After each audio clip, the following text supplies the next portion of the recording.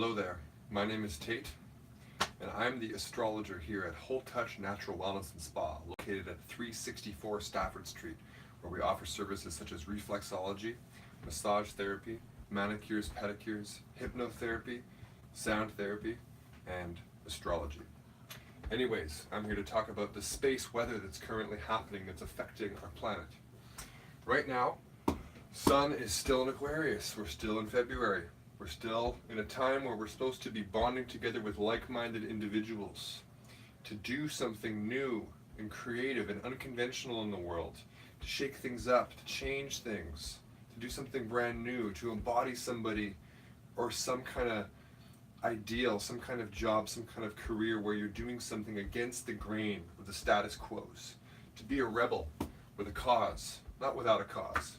You want to be seen and be unique for who you are as a means of helping change other people and potentially open their minds to new possibilities rather than following the old ways of doing things, which for the most part don't work very well. Venus has moved into Capricorn. So Venus is all about the good stuff in life, pleasure. It's about relationships, it's about socialization, it's about romantic encounters, it's about sex, stuff like that. It's about all the things that we enjoy. So Venus is in Capricorn, which is a sign of structure, organization, planning, discipline, challenge, those kinds of things. So oddly enough, usually those things aren't considered very fun, but right now there's actually a chance and an opportunity to find a lot of pleasure and fun in those activities and planning your life out, structuring new things, creating systems. I've been doing that recently with guitar, and I really like it.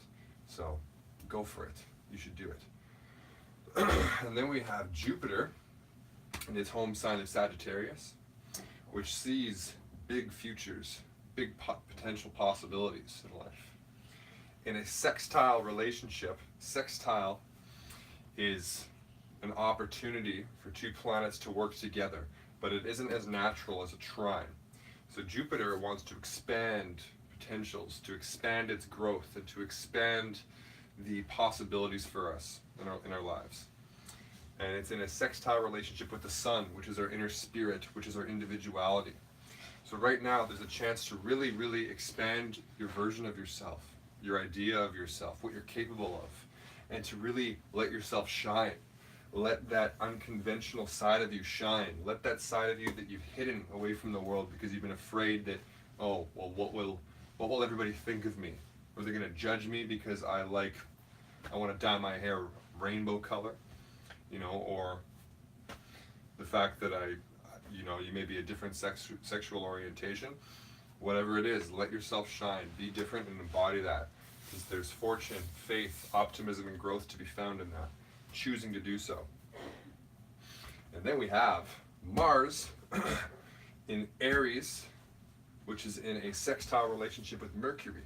So Mars in Aries again wants to act, wants to fight, preferably not literally fighting people, which can happen, but fighting for success, for work, for anything, for passions and desires. Mars is the energy that we take action with. And there's a sextile relationship happening right now with Mercury. So Mercury is the communicator. It's the extra read all about it guy or girl. So there's a potential fire to our communications from February 7th to February 11th, where we can really let somebody know or communicate a certain plan to people that we're working with, or to assert yourself, or to express something that you've been holding inside of you for a while that you haven't been able to express properly. So now there's an opportunity to let that out and to communicate it in a kind of a unique way, in a humanitarian, compassionate way, or in relation to bettering your life, other people's lives, and shaking things up a bit. So letting that be known and letting people know what needs to be done to make that change happen. That's the thing. Now, we have Uranus conjunct Mars along with this thing happening. So Uranus is the planet of breaking down foundations, changing structures, pulling the rug up from underneath the status quo in a way. Uranus rules Aquarius. So Uranus is all about Aquarius. Uranus was discovered as a planet when the Industrial Revolution was happening. So you can kind of see where that relation comes in. Lots of change comes with Uranus. And Mars is now conjunct with it for basically the rest of February. So right now our actions, our energies, our anger, our willpower, our drives are going to have this motivating force behind it to shake things up, to change things, to break down old structures and to make something new, to do something different, to pull the rug out from underneath the status quo, the standard conventional realities that we've become used to. So that's a big energy that's going to be happening right now. Our actions are going to have this genius behind it. Our willpower and our energy levels are probably going to be like kind of unpredictable in a way, because Uranus is very unpredictable. And it's in Aries too, so it's very fired up. It could be revolutionizing the way that we, or really radically changing our personal applications of our primal energies, of what we use our anger for, or what we use our energy for, you know, shaking things up like that. And then this combination here is square with Rahu and Ketu, which are still in Capricorn and Cancer. So right now there is a pressing need to use this power here to do something different, to act differently, to express our anger differently, to express our willpower differently, to assert ourselves differently, and to do something new, to change the way that we're expressing ourselves and our more of our primal energies, or to create change, to act on change and make it a reality. Don't just think about it. You're not just thinking about it, right? Or you're not just dreaming about it. You're acting. Mars is actually the actor, the action-taking planet, and Uranus is the changer, the revolutionizer. So there's a pressing need. A square aspect is a pressing need to do it. It's like forcing you to do it. Rahu and Ketu usually bring about sudden changes and sudden situations that shake things up in our lives.